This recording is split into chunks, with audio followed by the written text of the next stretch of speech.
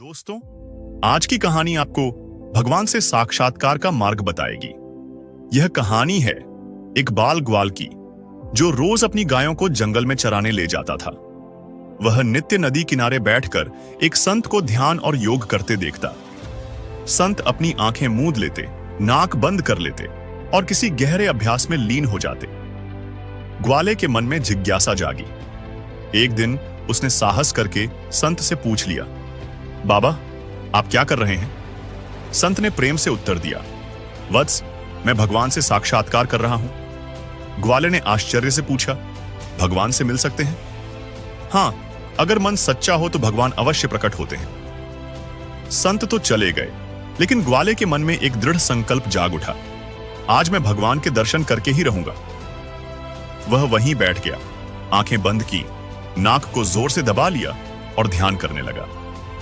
धीरे धीरे उसकी श्वास अवरुद्ध होने लगी। वह अपने प्राणों की परवाह किए बिना भगवान के साक्षात्कार के लिए अडिग रहा। उधर कैलाश पर्वत पर महादेव ध्यान मग्न थे। अचानक उनका आसन डोलने लगा। उन्होंने अपनी दिव्य दृष्टि से देखा, धरती पर एक नन्हा ग्वाला अपनी भक्ति की अग्नि में तप रहा था। भोलेनाथ मुस्कुराए, कैसा अद्भुत प्रेम है। वे तुरंत प्रकट हुए और बोले, वत्स, मैं तुम्हारी भक्ति से प्रसन्न हूं। लो, मैं आ गया। ग्वाले ने आंखें बंद ही रखीं और हाथ से इशारा करके पूछा, तुम कौन हो? शिव बोले, मैं वही भगवान हूं जिनसे मिलने के लिए तुम इतनी कठोर तपस्या कर रहे हो। ग्वाले ने धीरे से आंखें खोली, लेकिन उसने पहले कभी भगवान को देखा नहीं था। उसे यकीन ही नहीं हुआ। उसने एक रस्सी उठाई और भगवान को पेड़ से बांध दिया। फिर वह संत को बुलाने दौड़ पड़ा। संत भागते हुए आए, लेकिन उन्होंने कुछ भी नहीं देखा। वे बोले, वत्स, मुझे तो कुछ नहीं दिख रहा। ग्वाले ने भोलेनाथ से पूछा, प्रभु, अगर आप सच में भगवान हो तो संत को क्यों नहीं दिख रहे?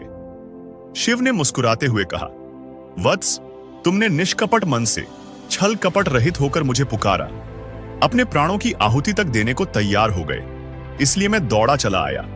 लेकिन संत केवल क्रियाएं कर रहे हैं, उनके मन में अभी भटकाव है, इसीलिए मैं उनके लिए अदृश्य हूं। दोस्तों, यह घटना संत और बाल ग्वाल के लिए एक सीख थी कि ईश्वर तक पहुंचने का मार्ग मन की निर्मलता से होकर जाता है। जब प्रेम और भक्ति में कोई दिखावा नहीं होता, तो भगवान स्वयं प्रकट हो जाते हैं।